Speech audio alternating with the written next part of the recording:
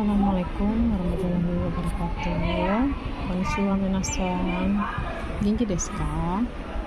Oke, pada pertemuan kali ini kita akan membahas mengenai kata kerja dalam bahasa Jepang. Dalam bahasa Jepang, kata kerja itu terdiri dari 3 golongan, yakni dari golongan 1, golongan 2, serta golongan 3. Nah, untuk perubahannya dalam bentuk mas, bentuk ta, bentuk te, dan juga bentuk kamus. Nah, kita belajar dulu dari bentuk mas. Bentuk mas itu adalah kata kerja yang digunakan untuk menyatakan kegiatan yang akan dilakukan, baru akan dilakukan, tapi dia dipakai di akhir kalimat.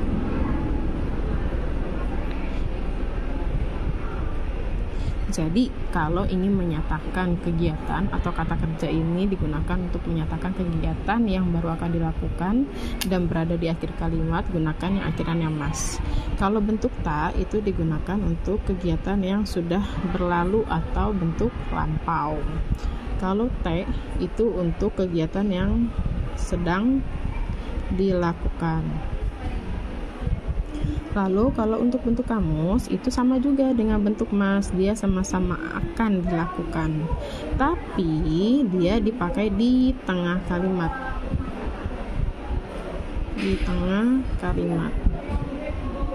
Nah, kita bahas dulu ya. Nah, setelah ada bentuk mas nih dari aimas sampai dengan hanashimas. Step pertama, para emasnya ini kita coret. Lihat contohnya nih, aimas, masnya dicoret, 1 huruf di belakang mas ada huruf i.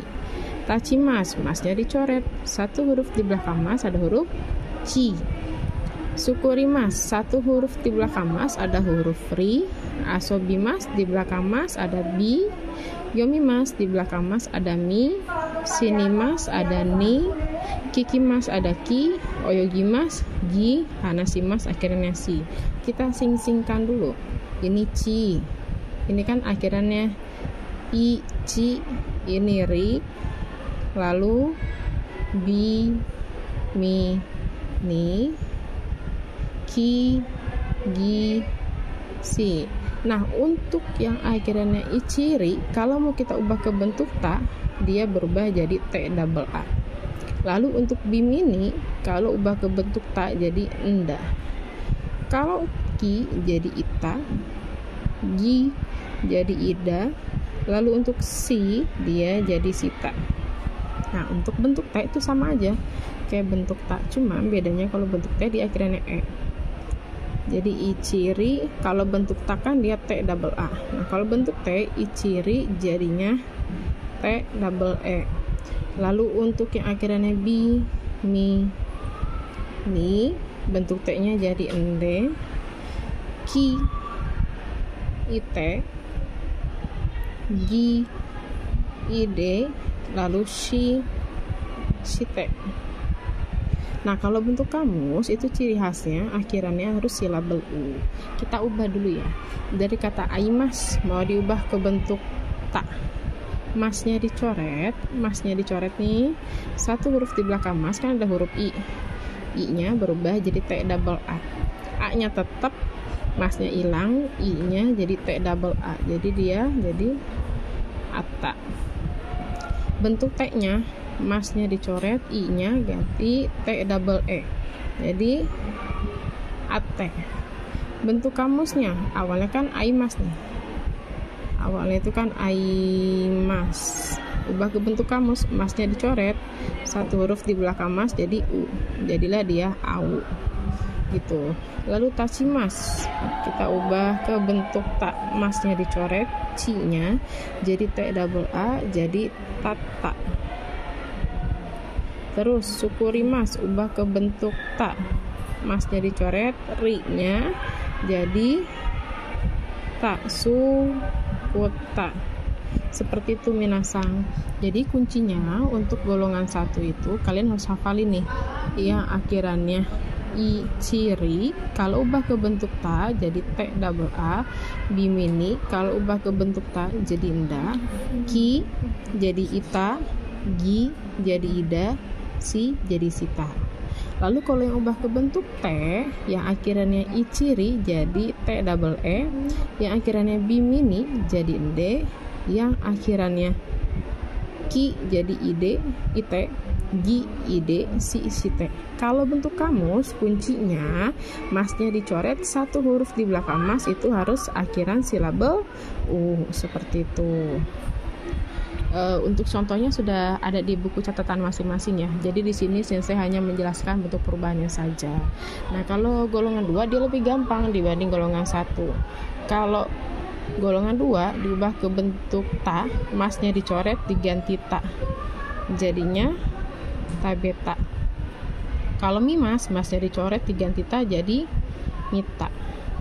Lalu ta bemas, masnya dicoret diganti t jadi ta bete. Lalu mimas ubah ke bentuk t jadi mite. Nah, kalau bentuk kamus diganti dengan ru. Jadi taberu, mimas jadi miru. Lalu untuk yang golongan 3 dia otomatis dari sananya untuk simas jadi sita, bentuk t-nya jadi site, lalu bentuk kamusnya jadi suru. Lalu kimas dia jadi kita, bentuk t-nya kite, lalu bentuk kamusnya jadi kuru ya, seperti itu. Jadi untuk bab ini subbabnya kuncinya harus hafal untuk perubahannya seperti itu. Nah, kita lanjut ke pola kalimat. Di sini ada morude, berarti artinya di mall. Shizuo bilang, anatawa naniga hoshi desu ka? Nah, di sini kata kuncinya ada hoshi. Hoshi sama tai des. Nah, hoshi sama tai itu sama-sama artinya itu ingin. Tapi kalau tai ini depannya harus kata kerja. Kalau hoshi depannya harus kata benda. Jadi hoshi sama tai sama-sama menyatakan keinginan. Bedanya kalau hoshi depannya harus kata benda, kalau tai des depannya harus kata kerja. Di sini dia bilang anatawa naniga hoshi desu ka?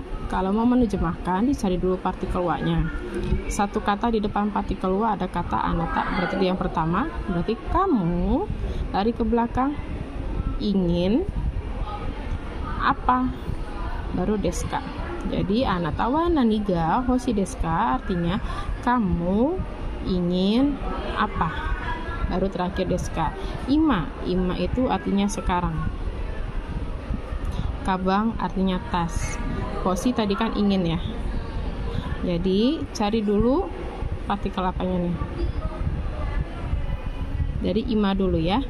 Sekarang ingin tas, baru des, seperti itu. Nah, kalau yang nomor 2 itu artinya di restoran. Restoran D artinya di restoran. Ima kan tadi sekarang, nani apa, gak sitai. Nah, sitai kalau kita mau cari artinya, kita cari dulu ke bentuk mas. Nah, sitai bentuk masnya itu kan dari simas. Simas ini artinya melakukan. Awalnya dari kata simas.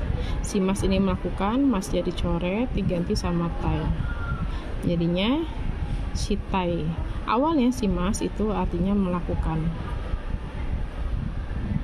Diubah ke bentuk tai, jadinya ingin melakukan. Deska. Berarti artinya jadi sekarang ingin melakukan apa? Baru des. Lalu suika itu artinya semangka. No ini partikel, juzu itu jus, lalu nomitai. Nah, nomitai ini awalnya dari kata nomimas. Nomimas itu artinya minum. Masnya dicoret, diganti tai. Jadi nomitai. Nomitai artinya minum. Diganti ke bentuk tai jadi ingin minum. Jadi suika no juzo no mitai des artinya ingin minum jus semangka. terakhir baru des. Nah, di sini ada partikel no. Partikel no di sini fungsinya untuk menjelaskan kalau jusnya itu adalah jusnya si semangka gitu. Sampai sini cukup paham minasang. Jadi kuncinya untuk yang kata kerja itu golongan. Untuk golongan 1 harus hafal cirinya, dimiliki gizi perubahannya seperti apa. Golongan 2 gampang ya. Kalau bentuk ta berarti ganti ta, bentuk t diganti t, bentuk kamus diganti bentuk ru akhirannya. Kalau simas sudah otomatis, jadi berubah jadi sita, site sama suruh. Nah, untuk yang pola kalimat, kata kuncinya ada di hoshi sama taides, sama-sama artinya ingin. Cuma kalau hoshi depannya itu harus kata benda, kalau taides depannya harus kata kerja. Sekian dari saya, terima kasih, tetap semangat semuanya. Wassalamualaikum warahmatullahi wabarakatuh.